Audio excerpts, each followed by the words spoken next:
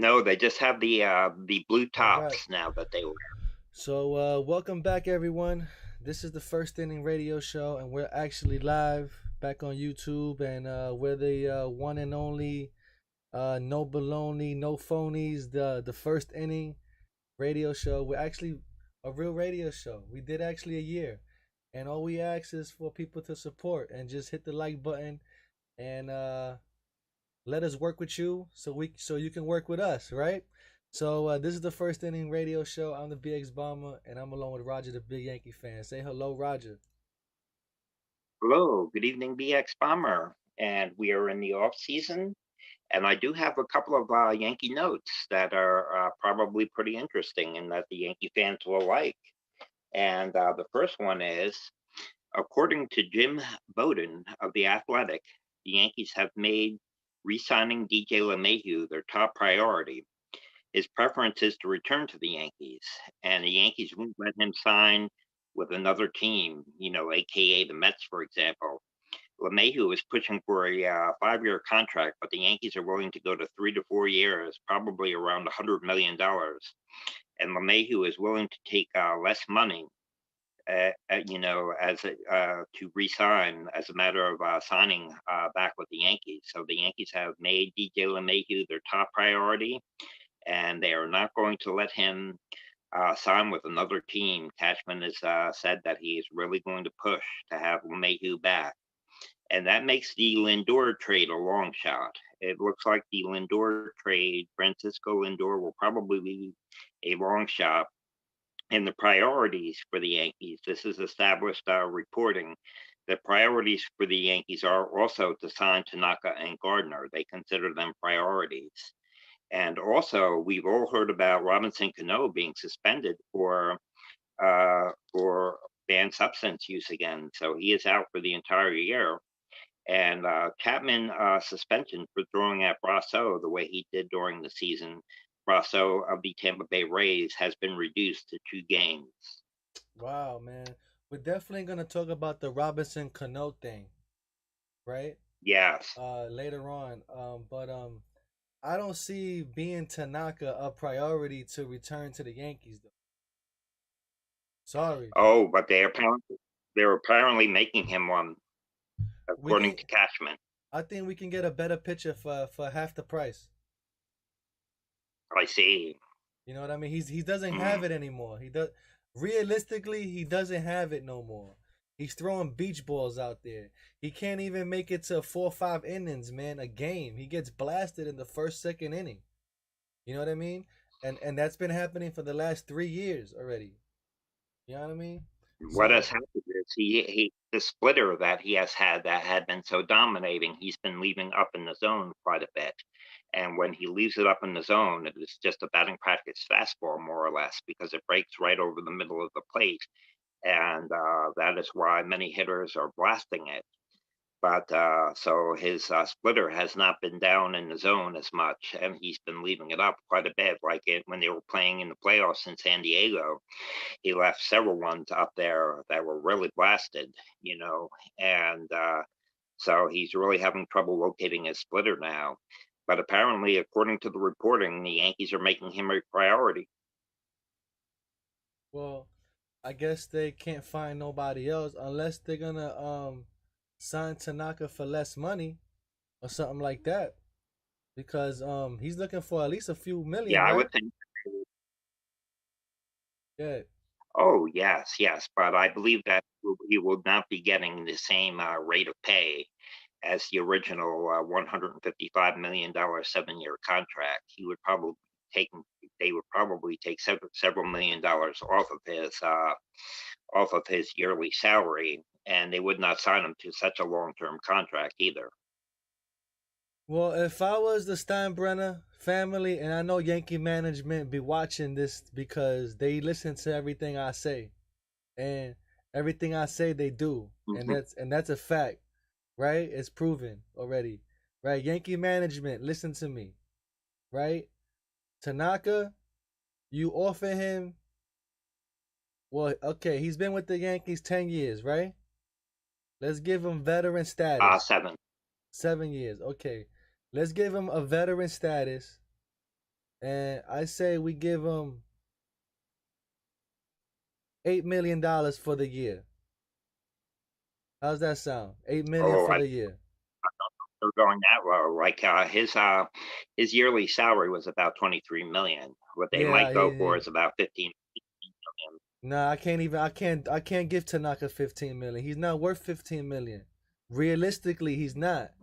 Realistically, I can get one of these other guys that is on the bench right now that are free agents that throw harder than him. You know what I'm saying? Right. Or we can just pay Trevor Bauer that much money, 15 million for the year, right? Yeah. We can get Yeah. somebody else for that money. That's a little bit better, because we need some Right. guys. We need guys that could pitch innings and win games, of course. And but the thing is that they have to go longevity into sixth, seventh innings. Those are the kind of Yeah. pitchers we need. Tanaka is gonna blow the game in the first, second inning. It's over. Then the Yankees have to always come back to win. It's always like that. So I don't know if you want to live Yeah. like that. It's up to you. If you want to live like that, I can't live like that again. I can't. I can't live like that no more. Right. You know what I'm saying? So Yeah. yeah, They they Tanaka has never relied on his fastball. He can get into the low 90s with his fastball, but he throws the least amount of fastballs. Actually, he depends quite a little bit on breaking pitches, on sliders and splitters, and throws quite a number of breaking pitches, and not is overly reliant on the fastball. And he that means his location has to be very good. And recently, especially in the playoffs last year, his location had not been very good, and he got hit. well, let me tell you, man. I love Tanaka and everything. I have a Tanaka jersey when he first came to the Yankees. I got that jersey, number 19. Is right there hanging up. So you can't say I'm a Tanaka hater or nothing. I love the guy.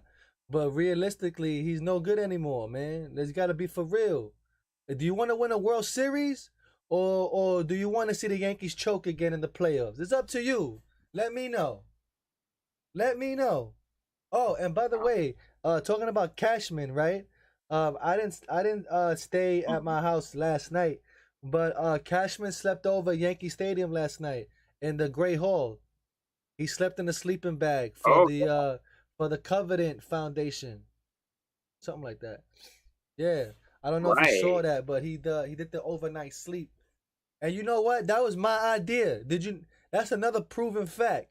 What he doing? That's my Oh, idea, because I pitched that idea to the Yankees when I had season tickets. And I had now when I had actual season tickets. You know what I'm saying? Now I have the pass, right? Um, and I had to speak to an agent. I was drilling it in his head like we need to have sleepovers at Yankee Stadium, right? And now for charity, Cashman has sleepovers in Yankee Stadium. You know what I mean? I don't make this wow. up. You know what I'm saying? Yeah. I could imagine staying in one of those suites, one of those luxury suites. You could stay in there with the catered food and the No, no, no, couches no, and no, everything. no. No, they do it in the Great Hall. They they Oh they, yeah, they I sleep in know. the I Great know. Hall. I was just saying, that I'd pick one of the suites, but I know Yeah. what you're saying. They stay in Great Hall, yeah. And Cashman also does the rappelling down the building as well. He repels down the building. What building is that? He repels down. I believe it's a building in Connecticut. Yeah, I forget what it is, but he broke his leg one time. He broke his ankle one time doing that. Right, I don't know if you right. He remember does that. that also around the Yeah, Christmas holiday season, which is and wild. so also they consider Gardner a priority. They really they the Yankees say for their free agents, they're considering Gardner a priority. So it might be going on a 1 year basis, but the Yankees are very high on re-signing Gardner. Well, yeah, that's a good idea because he can give you defense, and Hmm. and we need him on defense. You know what I'm saying? Right. We really need that. So yeah, he's a plus, and you don't have to pay that much for him neither. They're probably gonna give him like 4 million, right, or something like that, right? Maybe 5 or 6. I would imagine probably somewhere in that range. Yeah, because he's a veteran, so you got to give him a respectable price, even though even Right. though he's. I mean, it was real bad to even see him try to hit, man, last year in 2020. It looked like he couldn't even hit. Yeah. You know what I'm Yes, saying? he had trouble last year. But remember in 2019, he did come through with 28 home runs. But last year in the shortened season, I don't know how much we could take out of these statistics of a shortened 60 game season, because many players, it takes them longer to get going. And the 60 game stretch during a regular season could just be a bad stretch for a player over a 162 game schedule. But when that is the entire season, some players may struggle. Yeah, I mean, it's hard to really get hot in like 60 games though, because Right, even though you're great or whatever and you feel good at the time, balls take a bad bounce.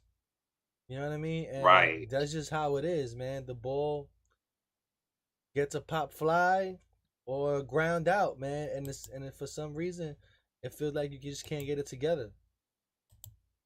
Exactly. Exactly. That is true. But those are the latest news for today. Somewhat of a slow news day. They're making DJ LeMahieu their number one top priority. Cashman says he is not going to let him sign somewhere else. LeMahieu's agent is pushing for about 5 years, but the Yankees will go 3 or 4 years and probably somewhere in the $100 million range. And LeMahieu did say that he's willing to negotiate and would actually take less money to re-sign with the Yankees. So if another team might offer him a bit more, he may turn down that offer just for the opportunity to stay as a Yankee. Yeah, I don't blame him. He should, because he wants to win a World Series just like everybody else does. You know what I'm saying? And the only way Right, that's probably possible is through the Yankees. If you think about it, right. you know what I And mean? he is comfortable there. He's comfortable there. He likes the city. He likes the stadium. He likes the players, and he is comfortable and likes being a Yankee. So, so that is pretty good news. The reporting today is pretty good news so far. But that does make the Lindor trade Oh, probably not possible. They're probably not. It's unlikely that they will probably pursue Lindor. That is yeah. the latest reporting. Well, yeah. I don't think so because of DJ LeMayu, right? If they sign him, yeah, they're not gonna go for Lindor, but they definitely have to go for a DJ, and they gotta get pitching. Oh, right now, I'm gonna share my screen with you. Right, Okay. I want you guys to check this out real quick. I'm gonna share the screen, and this is the story I was talking about with Cashman and how he slept outside Yankee Stadium. And this is it right here. Maybe it has a little video we can check out. Hold on, let me replay it. Uh, Wait, let me get it right.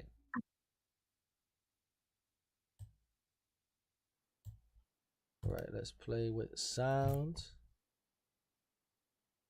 Get it like that high. And let's check it out. Come on. The sleep out is designed to you know to raise much needed awareness and funds for Covenant House. And what does Covenant House provide? Covenant House is a homeless shelter. We have 17, 18, 19 shelters throughout North America that are there to catch the youth that are homeless throughout North America. And New York City is one of the cities we have here locally, not just New York, it's Newark, New Jersey, amongst a lot of places across the country as well as Latin America and all the way into Canada. So, we'll have teams, whether it's Anchorage, Alaska, whether it's Toronto, whether it's Newark, New Jersey, Fort Lauderdale, Florida. Covenant House is it needs to be everywhere, but unfortunately we can't be everywhere. But where we are, there are kids that need our help. And so the sleep outs are one vehicle in our fundraising efforts, but it's really our most important vehicle that has the most impact. And now in this COVID pandemic that we're dealing with, the funds are even that much more necessary than ever. We're definitely, without a doubt, every dollar raised in this effort is saving lives. It's making a difference in kids that have no chance.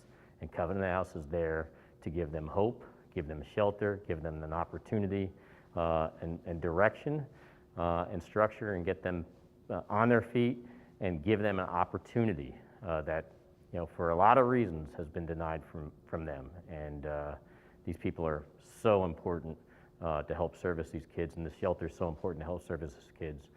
And so the New York Yankees, the people I'm with tonight, myself, and so many others are trying to do our best efforts to try to have that type of impact and raise the awareness and raise the funds. So there you have it, man. I don't know if you got to see that. I'm able to see the audio, the video, but I don't have the audio. Oh, that's sad, man. But I guess you're gonna have to listen to it on the I'll playback. see the replay. Yeah. Yes. But But yeah. I know that he doing that to call attention to homelessness. Yeah, that's the Covenant House, and there's not too many places, but they're trying to make awareness for it. Right. Right. So what do you That think is about that is what do you think about Nick Swisher and AJ Burnett going up for Hall of Fame? I know Nick Swisher was very shocked and very surprised that he was on the ballot, from what I understand. I heard that Nick Swisher was very happy and very surprised that he was on the ballot. I did not know that AJ Burnett was on the ballot, though.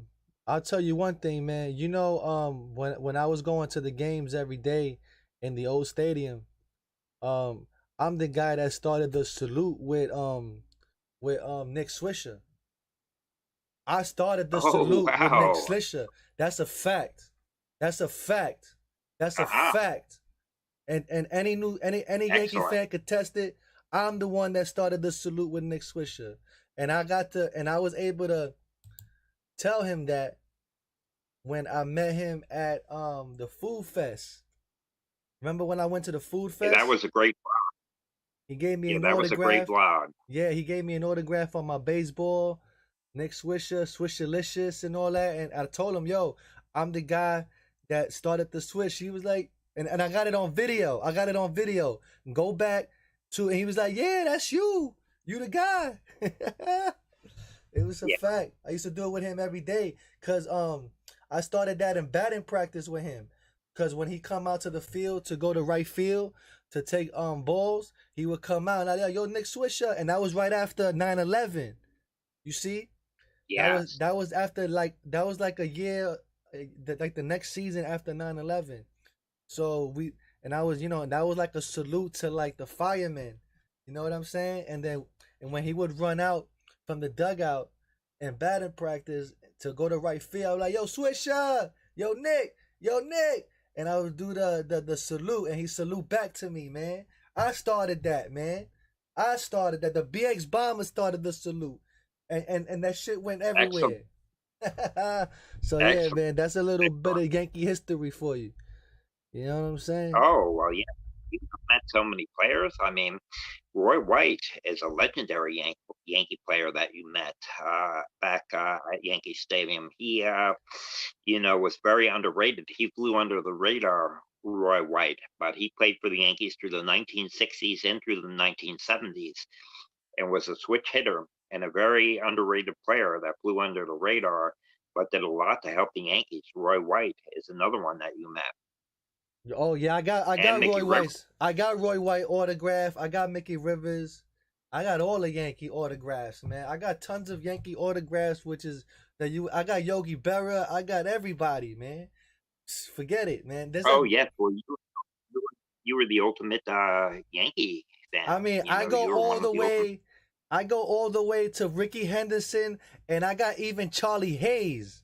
autograph. Right. Man, forget about it. But right now on the screen, if you could read it, right? Um, Yes. we got the Hall of Fame ballot. I'm trying to show the ballot, right?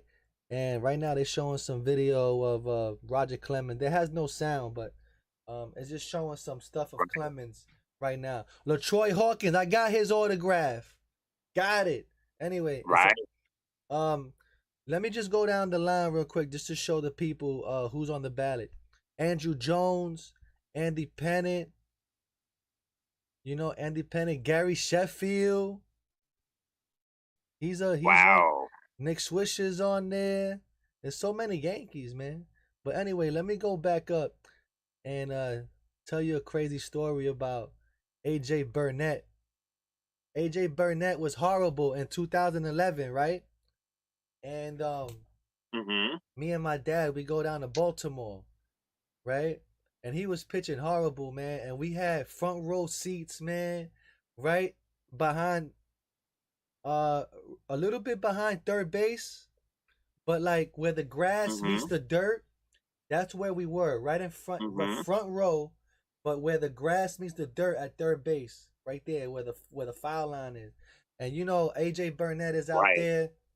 Is right before the game. AJ Burnett out there throwing the ball to I think it was Brian McCann at the time. I think it was the catcher. Mm-hmm. I don't remember. But No, not quite, because Brian McCann didn't come to the Yankees until 2014. I don't So remember if who the this hell was the 2020, catcher was. But anyway, he's out there throwing the ball, right? And he sucks, right? And it gets real quiet, around the thing. Nobody can hear nothing. And I go, "Hey, AJ, you're my hero." Right? oh, And he looks back at me like, "What the hell are you talking about?" That was funny, man. wow, But excellent. do you think Bobby? Let's start with the line of list that they have here. Okay. Bobby Abreu. Do you think Bobby Abreu should be in the Hall of Fame? Well, Bobby Abreu was a very good player, but I don't know if he's quite up to Hall of Fame numbers. I think he was a very good player, not quite up to Hall of Fame numbers. I mean, I remember Bobby Abreu had that home run derby at the All Star game and hit a record amount of home runs at that time period. And then when he came back for the second half of the season and for future seasons after that, he had difficulty sitting runs. And many believe that that home run derby might have affected his ability to hit home runs in the future seasons. And I'm not sure if he's fully Hall of Fame material, but he was a very good player throughout his career. Yeah. Well, I know AJ Burnett. He ain't gonna make it. What do you think about Roger Clemens? Well, Roger Clemens has the controversy. Roger Clemens obviously has the numbers. I mean, he had 20 strikeouts in one game. He has amazing Hall of Fame numbers, no doubt about it. But the only thing is the controversy and the sports writers. If the sports writers won't vote for him, even though he denies PED use, even though he denies steroid use, if they do not vote for him, then he will not get in. The same type of thing that is happening with Alex Rodriguez or Mark McGuire. He is facing the same type of controversy. Yeah, you right. Yeah, he's on the PED list, man. He's on the steroid list. But let me tell you a story about Clemens. My dad worked behind the dugout right there. He was the usher behind the dugout. He take your ticket right behind the batter's box, the batter circle, and that's the mayor's box and all that. And remember the last time Roger Clemens returned to the Yankees, right? He was up in George Steinbrenner's booth and all that, right? Hmm. I was there for that. And I was like, holy cows, Roger Clemens is coming back. And I was with my dad sitting in the front row. I was like, holy cow, he's coming back. So now I wasn't there at the game he pitched, but it was, I believe, a Sunday afternoon, his first game back, I believe. And he got blown up in the first inning, man. And my father said when he came off the mound, because you know he's right there. He was so red that like he looked like a lobster, man. That was crazy, Oh man. my Yeah, he was so flustered, man, that he was red like a lobster. So that's crazy, but that's old Yankee Stadium, man. What about LaTroy right. Hawkins? What do you think about LaTroy Hawkins? Uh, I I'm not sure. I would actually have to look at his numbers and things. I know with Troy Hawkins, but I don't really know a full amount to say for sure to give a guess on that. Yeah, LaTroy Hawkins is known for appearances as a Yankee and best remembered for the his uniform number requested number 21, and he was paying homage to Roberto Clemente, but it was um it was Neil, denied. Yeah, because it was Paul O'Neill's number, and then again the number was Paul O'Neill's number retired, or did he just get the plaque? I forget. He's there. he just got the plaque, I right? I I think they do, but they're not using his number. They're Yeah, just it's kind of unofficial. semi retired. Yeah, it's unofficially retired. You know, that's like Jorge's number two, number 20. That's like semi retired too. You know, what about Andrew Jones? We think about Andrew Jones. Andrew Jones was I think he's borderline, at least borderline, because he had a fantastic career. And I remember Andrew Jones in the '96 World Series coming up as a 19-year-old, hitting several home runs for the Atlanta Braves against the New York Yankees. And then later on in his career, he did a very good job playing for the Yankees as well. And he had a lengthy career, so he might be borderline. Yeah, he could make it if Andrew Jones and Bobby Abreu had won a World Series, they would be definitely no matter in there. You know what I mean? Right. What about Andy Pettit? Andy Pettit, obviously, you and I are kind of biased, because we're such huge Yankee fans. But he had well over 200 wins during his career, didn't he? I think Uh he did. I'd have to look at it, yeah, but he had well over 200. 219 wins and 127 losses with an ERA of 3.94 in 447 games. Okay, that is borderline. That is borderline. I mean, no pitcher is going to get 300 wins anymore with the way that they use pitchers. Coming Right, out in the fifth and sixth inning, no right. pitcher is going to get 300 wins. But So the a little over 200 wins is a plus for him, and his winning percentage is a plus for him. His ERA is maybe a little bit on the high side, but he could be borderline. bottom line is whoever was on the steroids list is not making the Hall of Fame. Too bad Andy Pettit Right. is on the steroids list, so he can't make the Hall of Fame, even though he's a five-time World Series champion and all of that. You know what I mean? But anyway, let's go on to the next Yeah. one. Gary Sheffield. What do you think about Gary Sheffield? Oh, yeah. Gary Sheffield, the coaches, the third base coach would stand way off the third base line when Gary Sheffield was up at bat because Gary Sheffield was known for hitting rockets down the third base line. He hit the ball as hard as anyone ever hit the ball, and Yes. he would hit rockets down the third Yeah. base line, and the third coach would get the heck out of the way when he was at bat. Yes. And he was a strong hitter. He was also Dwight Gooden was his uncle or something. Wasn't Dwight Gooden his uncle? Yes. Or they were Yes. related. Yes. Yes. And Yes. Gary Sheffield had a strong career as well, Yeah. and I The could see him getting some. yeah. Let me tell you a story.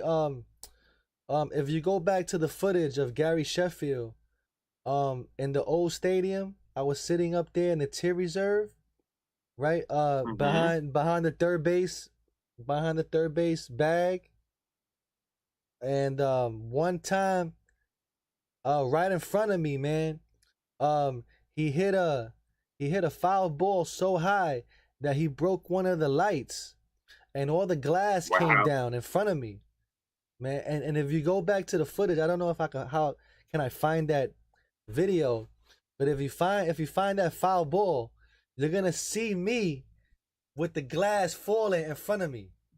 That's me. Oh, wow, wow.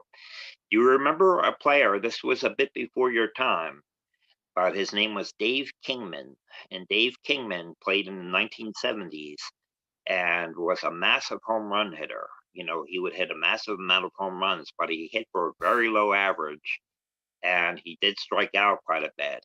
And Dave Kingman played for the Mets and some other teams, and he spent a brief period of time with the Yankees. The Yankees got Dave Kingman for a brief period of time, and he hit a pop fly, a fly ball, a foul ball up in the air that went out of Yankee Stadium over the top of the upper deck. Wow, that's amazing, man. That's a moonshot.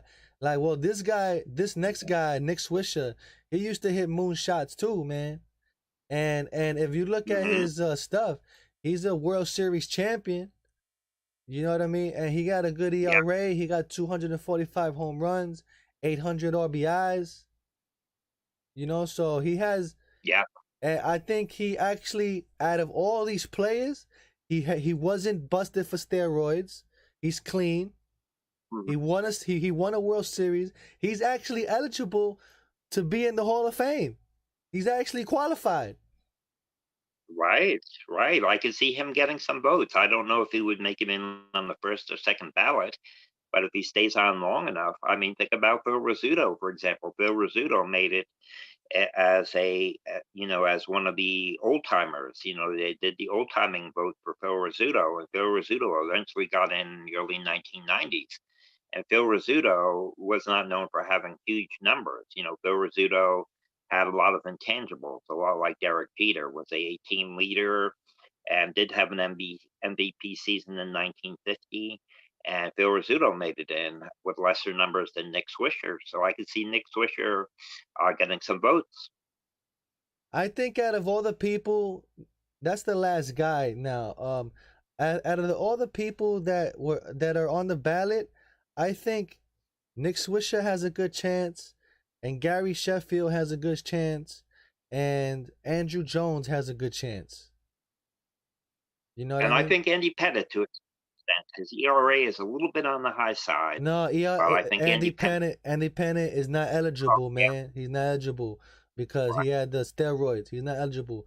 So the only people that are eligible on this whole list is Bobby Abreu, Gary Sheffield, Nick Swisher, and I'm missing one.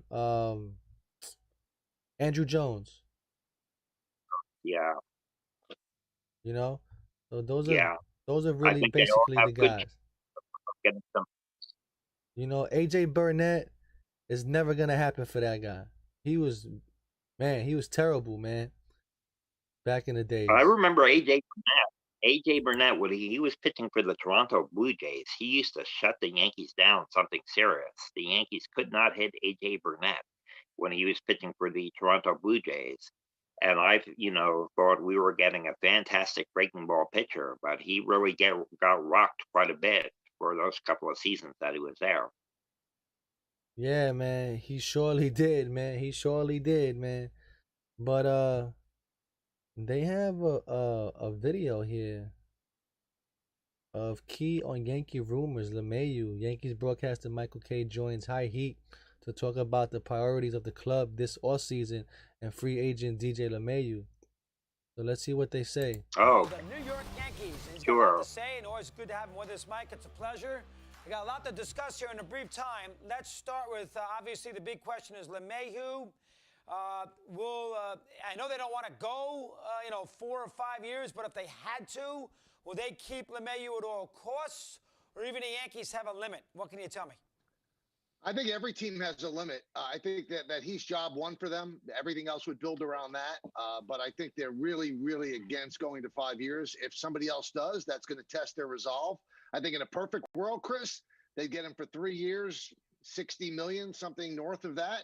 But I think it's going to take more than that. This guy is really desired. I know for a fact that the Blue Jays are going hard after him, and the Mets probably have some interest as well. So that might push the Yankees to a limit where they don't want to go. But I don't believe in any kind of a player where you sign him no matter what. I think the Yankees will have their limits. Hal Steinbrenner was on my radio show at the end of the playoffs for the Yankees, and he said the Yankees lost more money than any team in baseball because of the 60-game season and no fans in the stands. So I don't think the Yankees are going to go hog wild when it comes to payroll.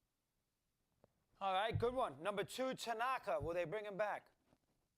Let me try I to think see they'd like to. They certainly have to fill some You can hear spots that there that in the way. rotation. But he's a interesting case because remember, from the first year that he signed with the Yankees, he's been dealing with the partially torn UCL. Do you want to give a guy like that, who's a ticking time bomb, a multi-year contract? Somebody out there might. He made $23 million last year. I don't think he's going to get that. If the Yankees could get him for 10 or 11, I think they'd love him. They love what he's made of. They love what he's about. But Chris, when you see Drew Smiley got $11 million from the Atlanta Braves, I think pitching is at a premium right now. And anybody that could throw a baseball and do it, in a legitimate way like Tanaka, he might get more than people are thinking he's going to get.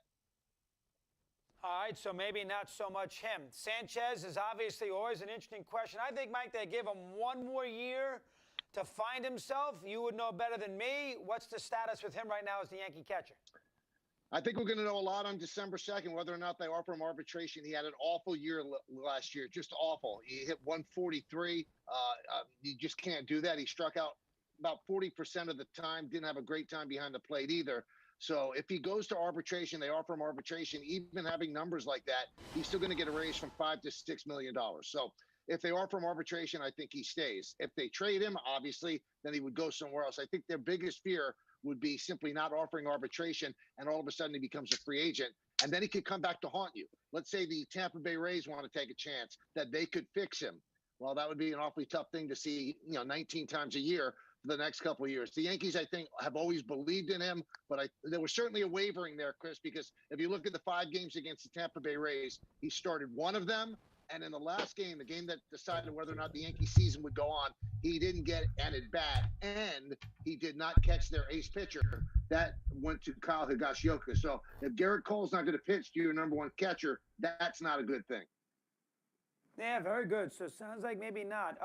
Would they want to get Torres off shortstop? Is that going to be an off-season goal, or you think they can live with it? What's your take there? I think they could live with it. I think they do have to really improve their defense, Chris. Up the middle, it was not very good. The catcher wasn't good. Gleyber Torres did not have a great season. He's a better second baseman. So I think you put it the best. They could live with it, but in a perfect world, they probably shift him to second. And even if they sign LeMahieu, well, he can play many positions. He can play third. He can play second. He can play first. But he's going to be in the lineup every single day. If they put him at first base, then that opens up the possibility that you could actually make a trade involving Luke Voigt. I wouldn't want to do that. The guy led the majors in home runs, but he is a valuable asset that they have, and they do need some young pitching.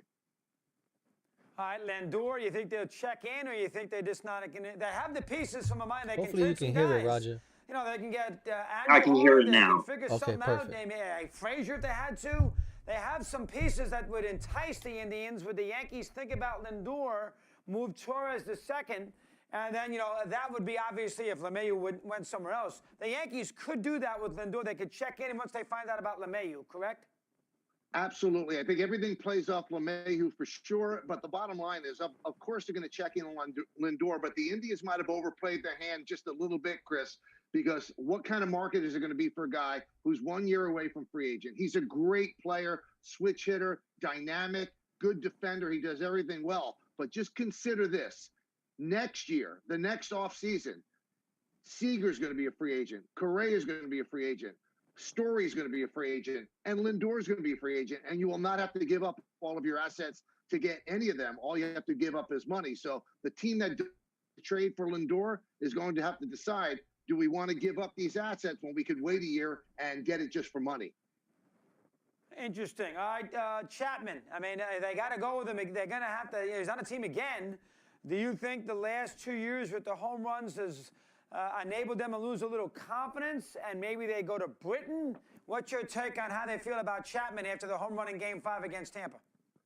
Well, I think they believe in him, Chris, but I have this wacky theory. I'll throw at you. I don't know if you'll buy it, but this guy came up as a starter. The Yankees are shorter on starters. So what he makes is a lot for a reliever, but it's not for a starter. If you transition him to a starter, you have a guy who is an outstanding closer in Britain. He signed for the next 2 years. This way, The thing that made Chapman special as a reliever is he threw 105 miles an hour. No one did that. He doesn't throw 105 miles an hour anymore. He throws 99 to 101. You know what? Everybody does that. So the specialness as a reliever is gone. He's got a lot of pitches. He controls those pitches. He went to a changeup a lot this year. He's got that slider and that fastball. I think that plays as the starter, and that would solve one of their problems. And that's just from my head.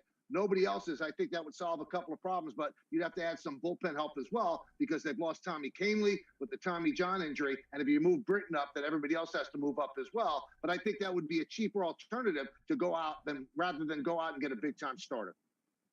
Hey, fair. I hadn't thought of that, and I don't know if they would do it, but that's an interesting theory. And finally, Mike, how about Boone? Last year of his contract, I know they love him. I get all that, and he's not doing anything wrong. I get that too, but he hasn't won yet either, and he hasn't been to a World Series yet either. You know, Girardi's second year won a championship. Joe, first year, won a championship, and Boone now in his fourth year going into and haven't won one yet. Give me your thoughts on that for a sec. Let me hear. Well, I think that he did a good job all 3 years. It was a difficult situation the last 2 years with all the injuries and then COVID this year, which every manager had to navigate as well. He fell under a lot of scrutiny, including from me, with the Game 2 decision against the Rays to start Davey Garcia and then go to Jay Happ. He defended it afterward. He's a great company guy. And when we had Hal Steinbrenner in that interview on my radio show, Chris, he said that Aaron Boone is going to be back. We like Aaron Boone. But here's an interesting fact, and I don't know if it's just bookkeeping or not. This year is an option year on Aaron Boone. They have not yet publicly picked that up. I get all indications that he is coming back, but I find it somewhat curious that here on November 20th, he still has not had that option publicly picked up. I believe he's going to be back. I believe that he should be back. I think he's a good manager. But as you said, Chris, the scorecard in New York with the Yankees is how many championships do you win? And right now he's 0 for 3. Obviously some pressure on him when he returns for year 4. What a job. Well done, Mike. Enjoy it. Happy holidays. Always a pleasure. We'll talk soon. Appreciate you coming on here today. All right, Chris. Thank you. All right, there you have it, man. So what do you think about that interview? Okay, that was a good interview. Michael Kay has some interesting ideas and had some interesting information. And I really don't see them, though, turning Chapman into a starter. I just don't see that happening. I mean... I think Michael Kay came up with that out of his own head, but I don't think the Yankees have any plans to try to do something with Chapman where they would turn him into a starter. Yeah, right. That's kind of crazy thinking, right? Yeah, it's that probably came out of Michael Kay's head, but That's what he I said. would not That's what think. he said. Yeah, so you know that I doubt the Yankees have any plans to try to do something like that. Yeah, I don't know, man. I don't know what's gonna happen. Let me bring back us into the into the screen here. People can see us. Yeah. So how about Aaron Boone? Let's talk about Aaron Boone real quick because. Okay, sure. And then we can end the show with Aaron Boone. Okay. How do you feel about Aaron Boone? Well, Aaron Boone, I believe that the managers these days do not have the same power and the same responsibilities that they at one time did. You know, even if you go back to the 70s with Sparky Anderson or even Buck Showalter, the managers now are kind of interim people that are on the bench to communicate with the players, and the front office does a lot of the analysis. They have, you know, a whole group of computer nerds, you know, so to speak, who are doing analysis and statistics and then relaying that to the manager. And the field manager is not quite operating things as much as he once did. So Aaron Boone is good for what he does. He is able to communicate with the players and be as a go-between between upper management and the players, and he gets along with the players well.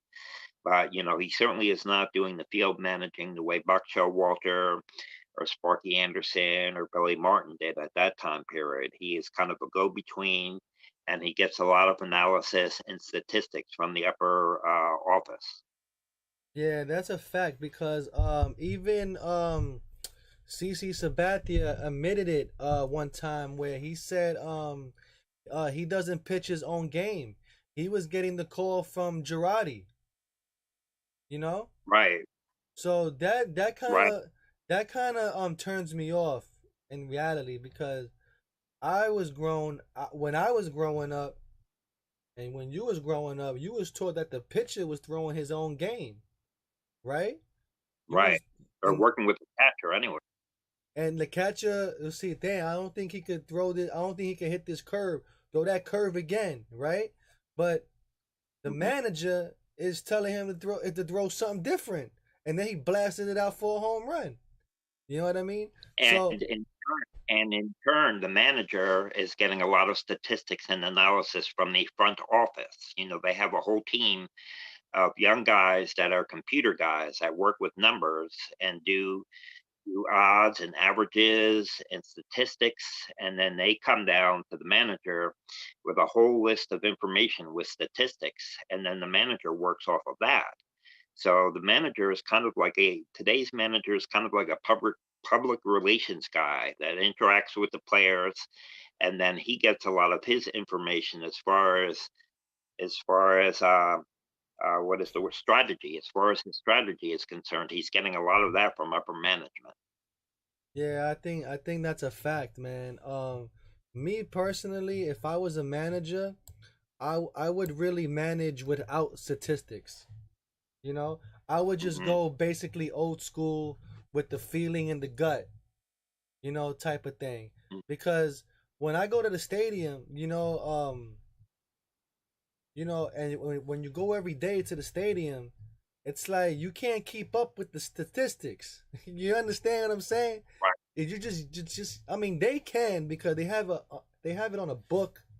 They have it in binders and folders. Computers, You know what I'm saying? they have a whole Right. team of Right, and they could just pull it up at out of the eye of a glance. Me, I have to look at it and remember and think about it off the top of my head, type of stuff. Right. So right. when I'm in Yankee Stadium, I'm in the stands. I'm managing too, right, from my own perspective, right, and You're going by a I can see it's like, yo, we got to take this guy out now or do this and do that, and they don't do it, and they blow the game. You know what I'm saying? It's like mhm, you could just see it sometimes, or you could just feel it. You could just feel when this right. guy's gonna blast a home run. You know what I'm saying? Or Yeah. and you know what? The person, the batter, he might not even be no big time home run hitter or nothing. But for some reason, right? You see this guy walking up to the plate, and you look at him and you say, "Damn, this guy got something going on here."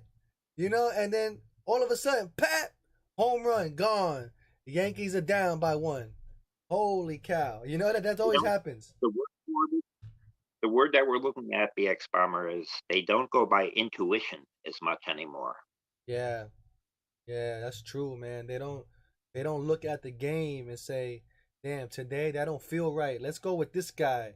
You know what I mean? On a hunch type of stuff, and then magic happens. They don't even do that They have anymore.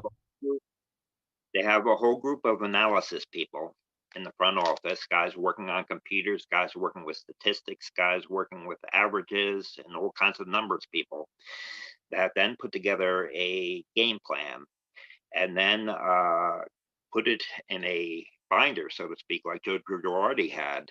This average is this much. He hits 320 off of left-handers and 239 off of right-handers, and he has a whole instruction pad that he has to work off of, and they're not going by intuition as much anymore. Yeah, you're absolutely right. And then his last year, Girardi, he didn't even use the binder. It just sat Right. there right on top of the bench. It just sat there. He didn't even bother to look at it. You know what I'm saying? Oh man, so that whole I don't know. Well, you know what else started it? It started Moneyball started it. The guy from the Right. Oakland A's started the whole statistic thing. You know what I'm saying? So and truly I believe that Joe don't really Torre, work. Yeah. Joe Torre did a lot of his own managing. But then by the time Girardi came in, that's when a lot of the analysis started to kick in. And uh, and Boone is pretty much a continuation of a go-between. He is a guy that has to have good relations with the players and has to have a good relationship with the players, and he is somewhat of public relations. He has to speak to the reporters. He's a public relations guy. He has to be able to be good with the media, speak to the reporters. He has to have good relationships with the players, and then a lot of the game plans come from the top office. Yeah, that's right. And also, if you notice too, those '90s Yankees when they were winning all those championships, if you can remember, they didn't show any emotion neither. You know, Oh, they were very business-like. They were very buttoned down and very business-like. They they were were there out to, there ready for business, ready to play. There was no none of this or none of that. They were out there getting the job done. You know what I'm saying? So that's a right, different type of playing baseball now, where guys are like yeah. celebrating each other, which is cool. I don't mind it. I'm just, we're just, um, making examples. You know what I'm saying? Which I But like the what they way want to baseball is do, played now. Anyway, forget. what I'm thinking is, Major League Baseball. They see how the NBA is doing. They see how the NFL is doing, and a lot of it, as you were talking about in other shows, is personality driven. They want to have a lot of personality brought into the game. They want to have young players that are involved with social media and adding personality and charisma and character to the game. So they would like to see a bit more celebrating and to try to bring in younger fans because at at MLB is worried that their fan base is getting much older. They're guys my age and stuff, and they're not exciting the youth as much. Yeah, and I tell you one thing: the Yankees don't do none of that stuff.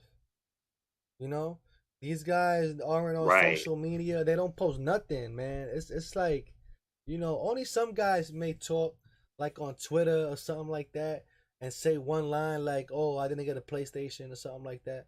But other than that, these guys don't do anything for the game other than when they go home, and that's a shame. It shouldn't be that way. You know what I'm saying? Because people want to see the When I'm outside on life. Instagram, I can see Say that again. the players have Instagram accounts.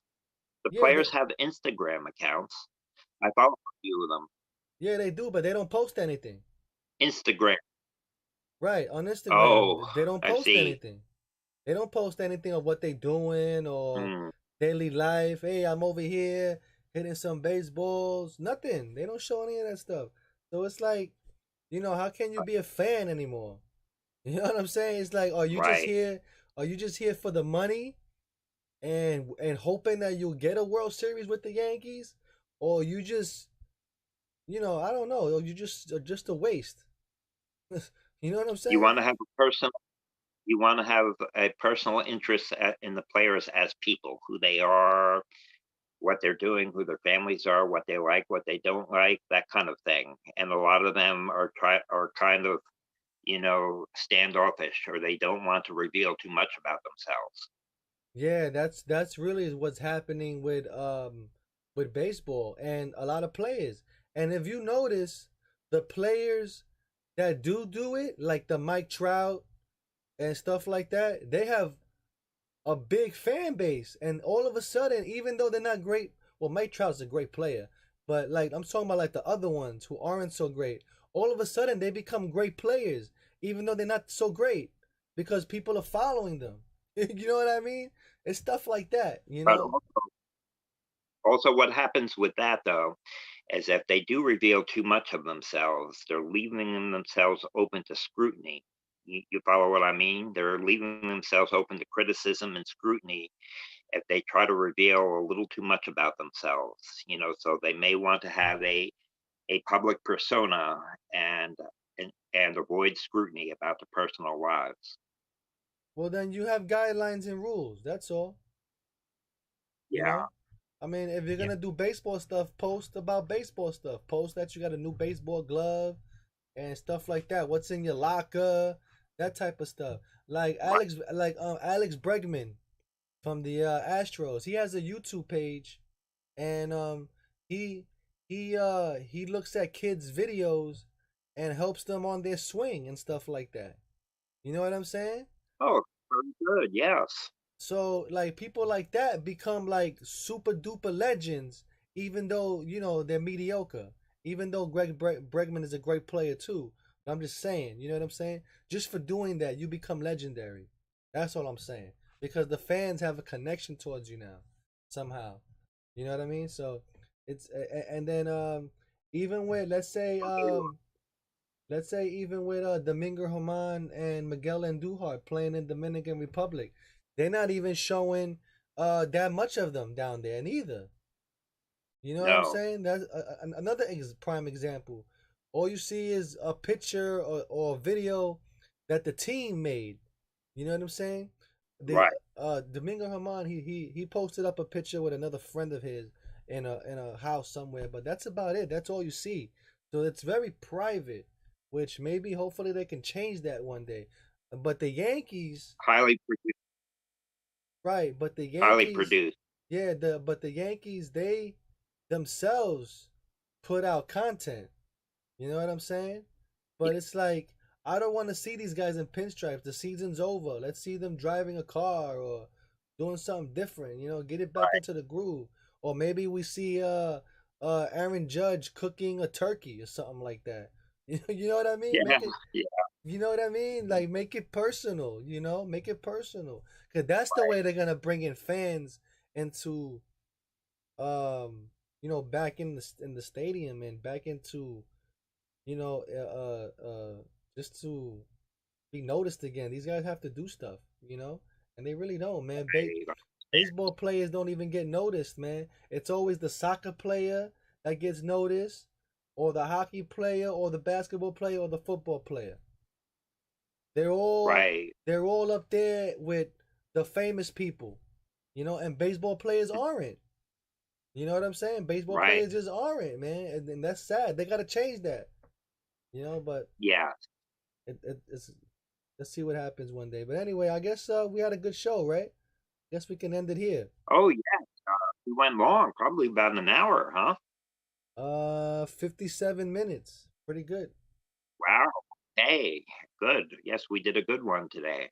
Yeah, man. Hopefully, people could like, share, subscribe if they lasted this long, and that's the main important thing. To donate, it's free. Hit the like button and share. That's all you gotta do. That's all we ask. You right? That's it. So until then, thank you for watching, and we see you folks on the next one.